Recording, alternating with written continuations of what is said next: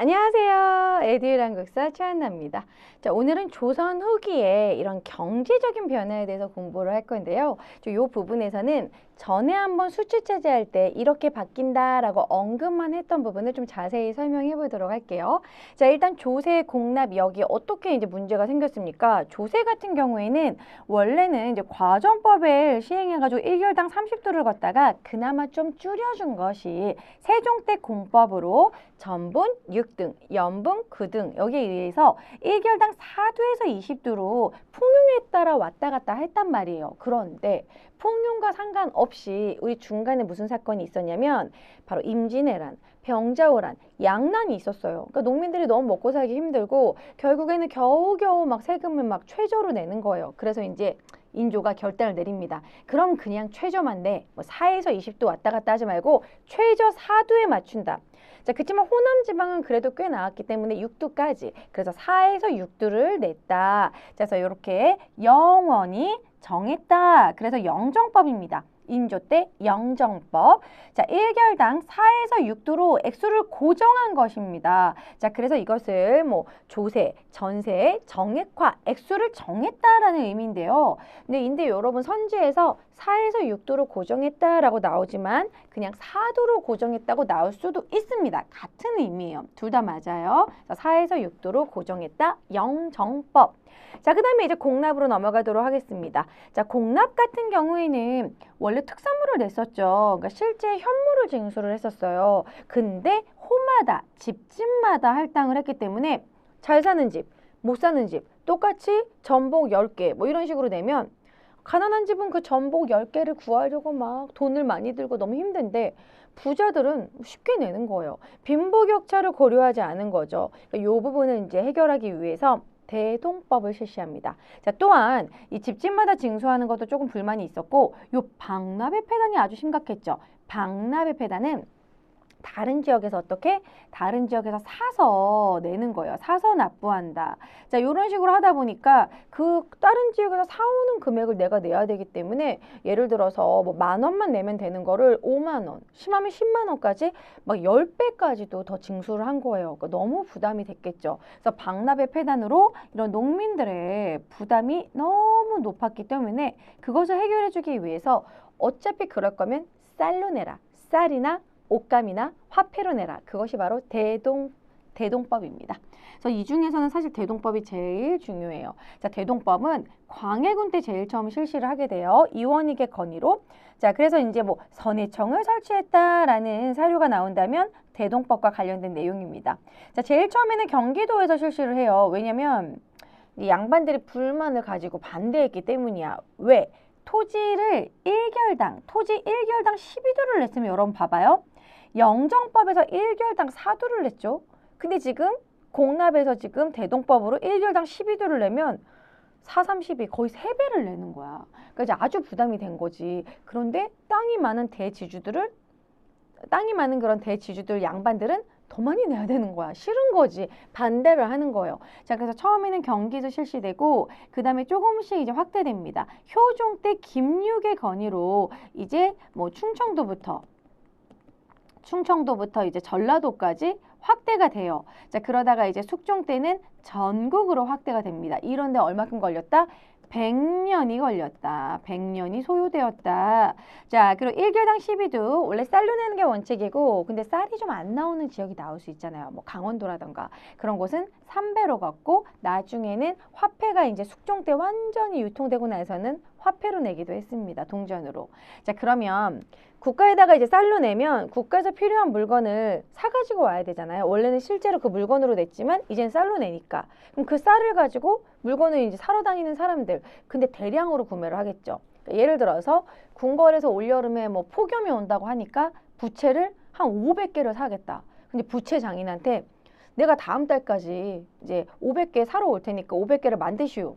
돈을 줘야지. 만약에 안 오면 끝인 거잖아. 그러니까 예를 들어서 원료를 미리 준다든지 돈을 미리 준다든지 이런 식으로 선대제, 미리 준다. 이런 식으로 선대제 수공업 이런 것들이 발달하게 된 것도 다 공인 때문이에요. 그러니까 공인들이 물건을 대량으로 구매하고 이러면서 상품 작물이 막 그러니까 상품 이런 화폐 경제 상업이 발달했다. 그렇게 기억하시면 되겠죠. 상품 화폐 경제. 자, 공인들이 막 돌아다니면서 상품 화폐 경제가 발달했다는 소리는 상품이 많이 팔리고 화폐가 유통이 되었다. 이렇게 보시면 되겠죠. 그러니까 얘를 이렇게 생각하면 돼요. 공인이 부채를 100개를 사러 가는데 옛날에는 곡식을 돈으로 썼잖아요. 그 부채 100개 가격에 쌀을 어떻게 들고 가? 너무 무겁죠. 그러니까 이제 화폐로 들고 가게 되고 화폐가 유통이 되고 상품이 유통이 되고 그래서 상품 화폐 경제가 발달했다. 그래서 공인의 등장 아주 중요합니다. 대동법으로 인한 공인의 등장. 자, 이러한 공인들은요. 나중에 도고로 성장하기도 했다. 도고라는 건 특정 물품을 이렇게 관리하는 사람으로 좀 그 특정 물건에 대해서 독점하는 그런 독점 상인으로 발달하기도 했다. 도고로 성장하기도 했다.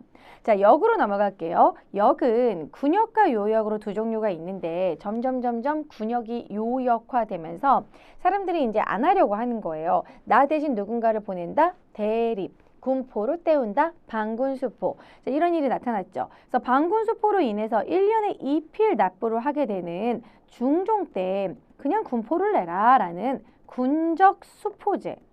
요것을 실시하게 됩니다. 그런데 1년에 2필 이거는 옷감이에요. 이 옷감을 짜려면 진짜 하루 종일 꾸준히 짜야 될 정도로 이것조차 부담이 됐거든요. 줄여주겠다. 그래서 영조가 이것을 절반으로 줄여줍니다. 그래서 이제 균일세일 이렇게 생각을 해주세요. 영조는 균역법 줄여줬다. 균등하게 줄여줬다. 뭐 이런 느낌으로 절반으로. 자, 그래서 영조는 1년에 1필로 절반 세일을 해줍니다. 그 대신 부족할 거 아니에요? 부족한 부족분을 뭐 어장세라던가 염전세 아니면 선박세 이런 식으로 어염 선박세로 추가를 받고요. 요게 중요합니다. 선무군간포와 결작으로 추가했다. 선무군간이라는 건 명예관직이에요. 명예관직을 팔고 그 대신 군포를 1필씩 거뒀어요. 그리고 결작이라는 건 땅이 많은 사람들에게. 그때 당시 땅이 많으면 요즘으로 치면 재벌이에요. 돈이 많다는 거예요. 부자. 부자들에게 땅만큼 더 거둔 거죠. 1결당 2두로 추가로 받은 겁니다. 그게 결작입니다. 선무군간포, 결작. 이런 거 나오면 아, 균역법과 관련된 것이구나. 균역법 나오면 영조. 자, 그럼 지금 법에 대해서 왕만 한번 연결해 볼게요. 영정법은 인조, 대동법은 광해, 균역법은 영조. 이 각 왕들 꼭 외워주시고 그 특징들 중요합니다. 자, 그 다음에 이제 수공업으로 넘어갈게요. 자, 수공업 같은 경우에는 제가 아까 말씀드렸지만 선대제 수공업이 나타나기 시작했다.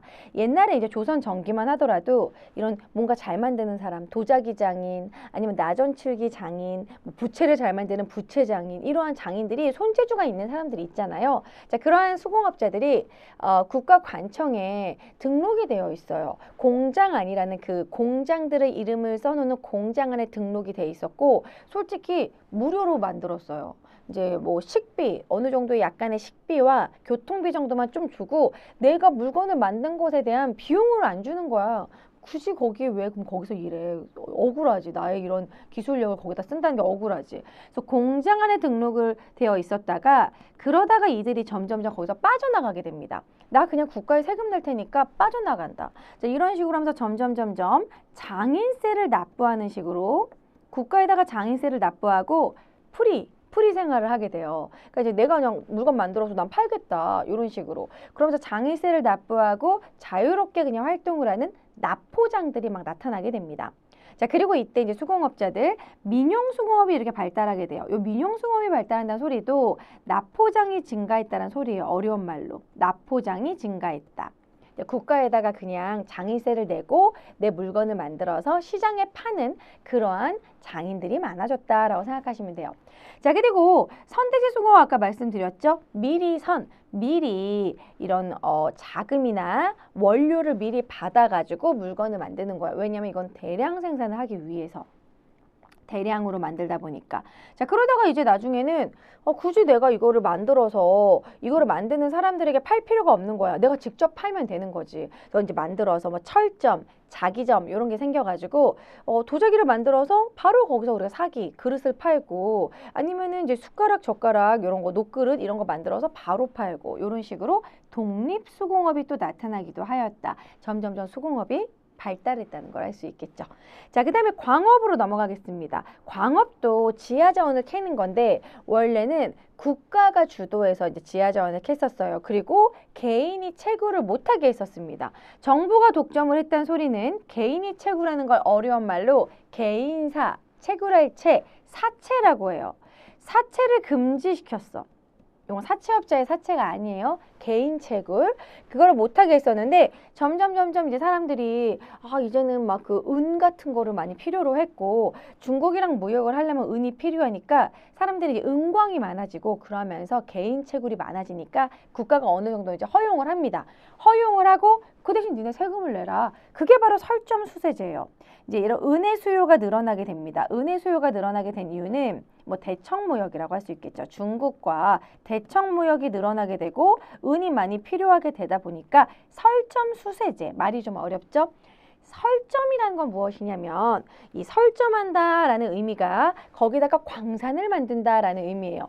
광산을 만들면 그 대신 국가에 세금을 내라. 수세, 세금을 걷는다는 거죠. 그래서 설점수세제로 이제 내가 지하자원을 캐면 국가에 세금을 내야 돼. 근데 내기 싫은 거야. 지금도 물론 항상 세금은 내기 싫잖아요. 그러니까 몰래 막 탈세 이렇게 하는 것처럼 사람들이 몰래 밤에 채굴을 하는 거야. 얌체같이. 얌체, 잠체 이런 식으로.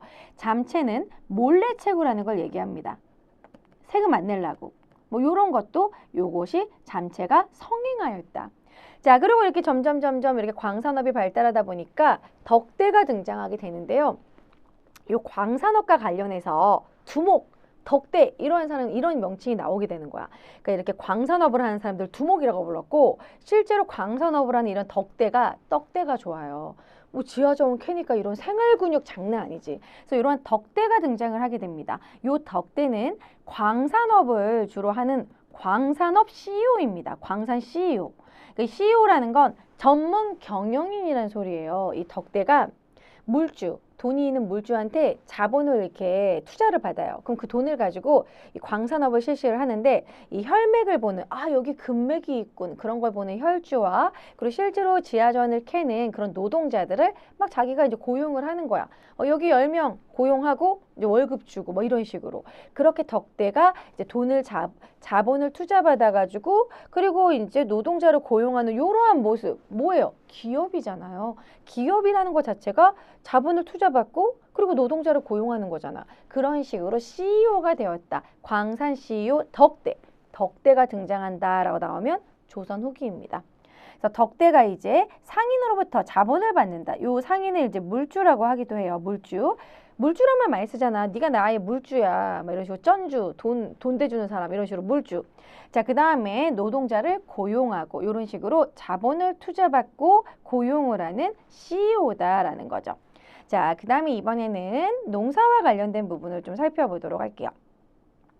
자, 농업의 변화가 어떤 게 있느냐. 자, 쭉 볼게요. 자, 농업 부분은 2년 3작이 이제 실시가 되고 점점 이제 일반화됩니다. 조선 전기에는.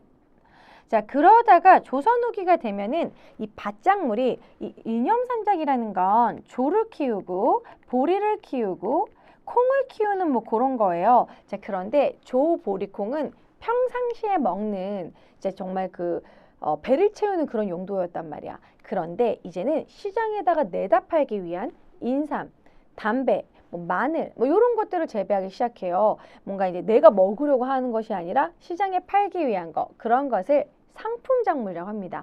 요즘에도 비닐하우스에서 막 딸기, 뭐 샤인머스켓 이런 거 키워야지 돈을 많이 벌 수 있거든요. 이런 게 바로 상품 작물이에요.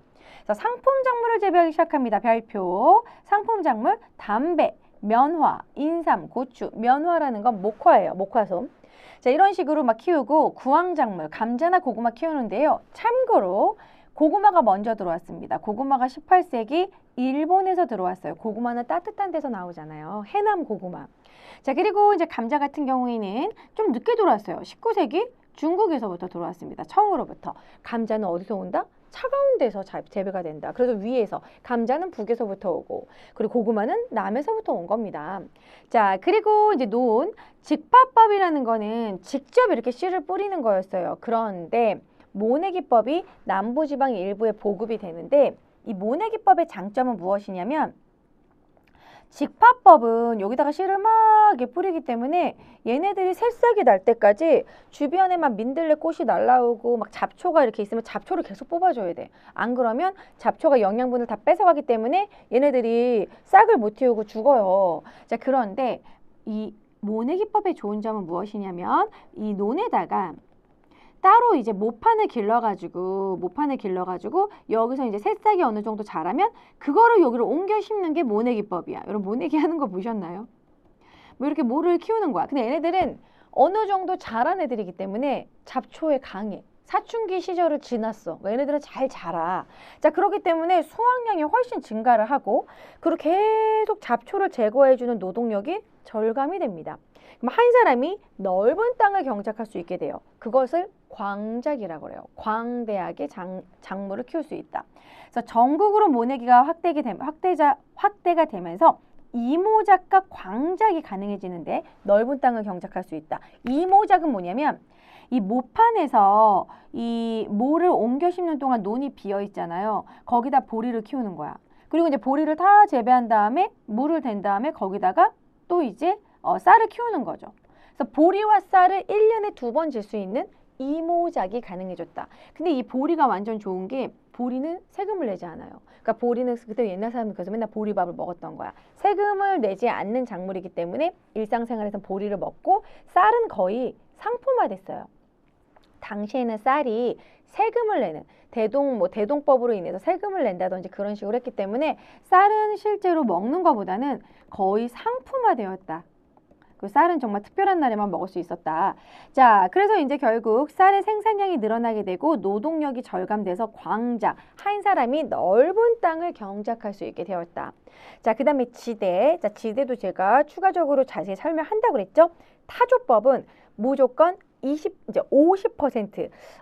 뭐 이제 야구 선수들 타율을 생각을 하세요. 타율이 몇 퍼센트, 비율 이런 거거든요. 그래서 타조법은 2분의 1을 내는 거예요. 그러다 보니까 이 지주가 간섭이 너무 심해. 왜 놀고 있냐? 너 절반 나한테 뚝 떼줘야 되는데 지주의 간섭이 너무 심하고 열심히 일해도 항상 절반을 내야 되니까 능률이 떨어지죠. 열심히 일하면 뭐해? 지주한테 50% 떼가야 되는데 줘야 되는데 지대가 이렇게 절반을 냈단 말이에요. 그러다가 점점점 이제 농사가 발달하고 이제 농사에 자신감이 생기고 이렇게 하다 보니까 이제 지주랑 나름의 이제 맞짱을 뜨는 거죠. 그러니까 예를 들어서 나으리 작년에 제가 100가마 주지 않았습니까?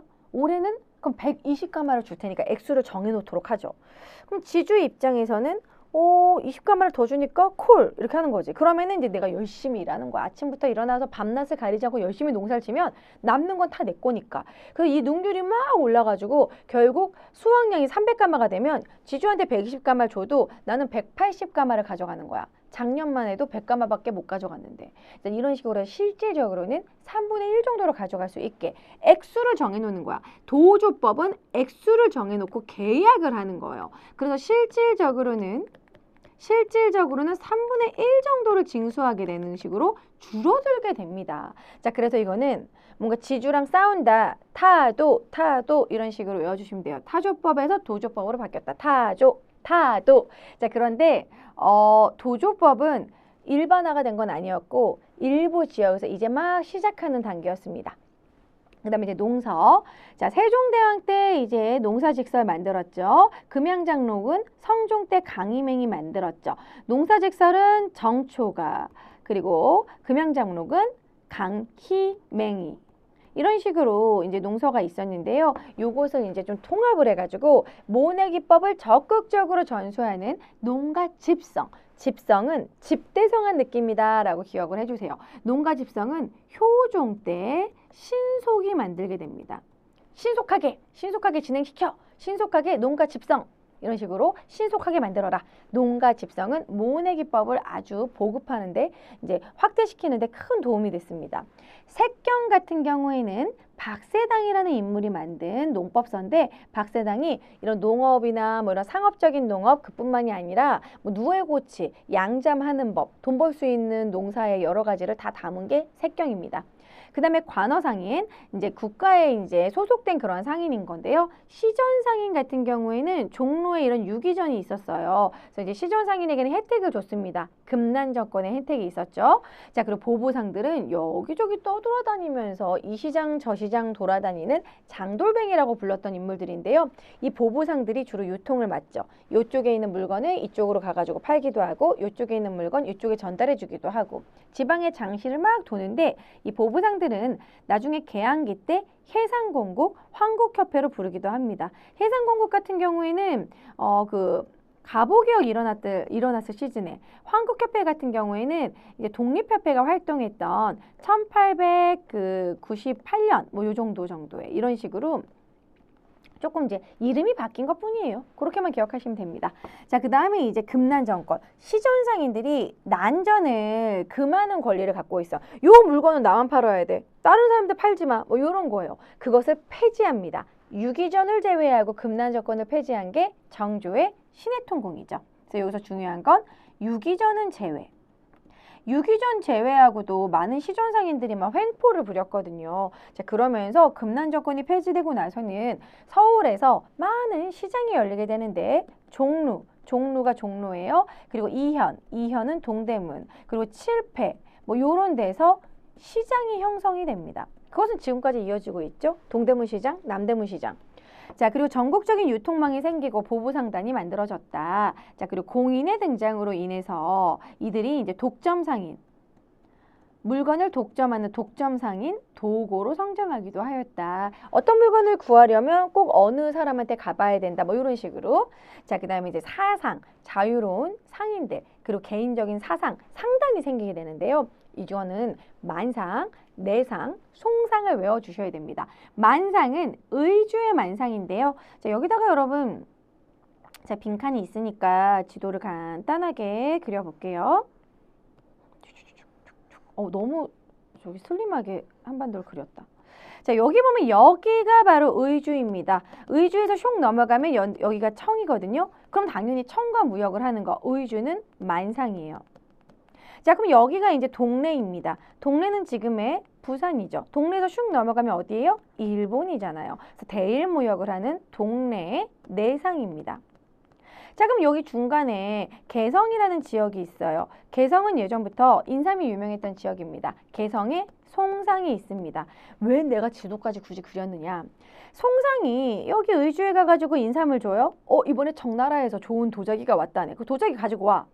그럼 그 도자기 들고 와서 여기 동네에서, 일본에서 그 도자기 필요하대. 그럼 도자기 들고 가고 인삼도 가져가. 그러면 이제 이런 청나라 물건도 또 이쪽에다가 일본에다가 팔고 또 일본 물건 가지고 와. 이런 식으로 이제 왔다 갔다 전달하면서 자신이 비싸게 팔겠죠. 도자기를 10,000원에 사오면 일본에다가 20,000원에 파는 거야. 막 2배, 3배 치기 하면서 중간에서 이제 돈을 꽤 벌 수 있는 이런 중개무역을 했다라는 게 중요합니다. 그래서 개성의 송상이 가장 돈을 많이 벌었다. 왜냐면 이제 청이나 일본이나 대청무역, 대일무역에 항상 이제 우리가 수출했던 건 인삼이었거든요. 그래서 인삼 갖다 주러 간 김에 또 이제 청나라 물건도 갖고 오고 또 일본 물건도 갖고 오고 이런 식으로. 자, 그래서 이 개성의 송상이 제일 돈을 많이 벌었습니다. 그래서 이제 이 송방이라는 건 인삼 대리점 같은 거예요. 그리고 이 송상 같은 경우에는 중개무역으로 돈을 아주 많이 벌었다. 그래서 이 돈을 아주 많이 벌어서 이 송상 같은 경우에는 한능검에서 사계치부라는 게 나오기도 해요. 복식기부, 복식부기, 복식장부라고 하는 사기치부라는 그런 장부도 있었다. 그 정도로 돈을 많이 벌었다. 자, 그 다음에 이제 동래의 내상. 동래의 내상은 대일무역이죠. 자, 의주의 만상은 대청무역. 자, 동래의 내상은 대일무역. 자, 그리고 송상은 중개무역. 경강상인은 말 그대로 수도경. 수도에 있는 강 뭐예요? 한강이죠. 한강을 중심으로 이렇게 배로 왔다 갔다 했던 경강상인들도 꽤 돈을 많이 벌었다. 그 다음에 포구. 포구라는 거는 이쪽에 목포라던가 여기 영산강 하구라던가 이렇게 강과 강과 바다가 만나는 곳, 그쪽이 주로 포구입니다. 지금도 항구에는 막 자갈치 시장 이런 식으로 시장이 발달하는 것처럼 과거에도 포구에는 많은 상인들이 몰렸어요. 물건을 막 내리고 그 물건을 사고 이런 식으로 만남의 장소이기 때문에 아주 교역이 많이 활발했던 곳입니다. 요 포구에는 객주와 여각이 돈을 아주 많이 벌었다. 객주라는 거는 주로 여관을 운영하는 사람인데요. 여관을 운영하면서 거기다 창고도 운영하고 주로 이제 숙식, 그리고 창고에서 보관, 그리고 돈도 꿔줘, 금융, 그리고 이 물건을 필요로 하는 사람들은 연계해줘, 중개, 이런 식의 여러 가지 역할을 하기 때문에 아주 돈을 많이 벌었던 사람들이 객주와 여각이다. 자, 이런 식 포구에서는 배를 이용하는 선상, 그리고 객주, 여각 이런 사람들, 매매, 판매하고 중개하고 숙박하고 뭐 이런 것들을 모두 맡아서 하는 사람들이 이제 많았다. 객주와 여각들. 그 다음에 대외무역. 자, 대외무역은 이제 주로 공무역과 사무역 둘 다 하는데요. 후시가 사무역이에요. 자, 청나라와는 중간 개시, 중간 후시, 책문 후시 이런 식으로 여러분 사실 후시라는 단어가 나오면 조선 후기입니다. 조선 후기, 후시 이런 식으로 기억을 해주세요. 자, 그 다음에 부산은 초량 외관이 있었습니다. 부산에는 외관이 있었다. 자, 아까 나온 것처럼 대청무역은 만상. 자, 그리고 대일무역은 내상. 자, 송상은 중간에 중개무역으로 가장 이득을 많이 봤다. 이렇게 정리할 수 있겠죠. 자, 이번에는 화폐에 대해서 또 하도록 할게요. 화폐 같은 경우에는 자, 이제는 세금이나 조세, 지대, 그 지주한테 내는 그런 지대를 금납화, 화폐로 내기 시작했다는 겁니다. 이게 이제 쌀로 내면 너무 무겁잖아요. 화폐가 유통이 되면서 웬만한 걸 다 화폐로 내게 돼요. 자, 이 숙종 때 상평통보가 유통에 성공하게 됩니다. 유통에 성공을 하게 되면서 이것을 좀 어떻게 말하냐면 법정화폐다라고 해요. 국가의 법화가 되었다. 법정화폐가 되었다. 이 상평통보를 가지고 가면 어디 가서든지 뭔가를 살 수 있게 되었다라는 거죠. 드디어 화폐 유통이 성공을 했어요. 고려 때부터 그렇게 노력을 하더니. 자, 그런데 모든 걸 다 이제 화폐로 다 살 수 있게 되니까 사람들이 이 화폐를 가지고 고리대를 하기 시작하는 거야. 부자들이 집에다가 화폐를 축적을 해놓고 누구 자식들 결혼한다, 돈이 급하게 필요하다 그럼 화폐를 꺼주는 식으로. 옛날에 은행이 없으니까. 그러다 보니까 점점 화폐를 찍어내는데도 화폐가 모자라는 현상이 나타납니다. 자, 그것이 바로 전황이에요. 물가는 이제 시중에 화폐가 안 도니까 물가는 떨어지고 화폐는 부족하게 되는 전황이 발생하기도 했다. 조선 후기에. 사실 전황이 발생해서 성호 이익 같은 경우에는 아예 화폐를 없애야 된다라는 패전론을 주장하기도 했고, 박지원은 더 화폐를 많이 써야 된다라는 용전론을 주장하기도 했습니다. 어쨌든 이런 식으로 전황이 등장하기도 했다.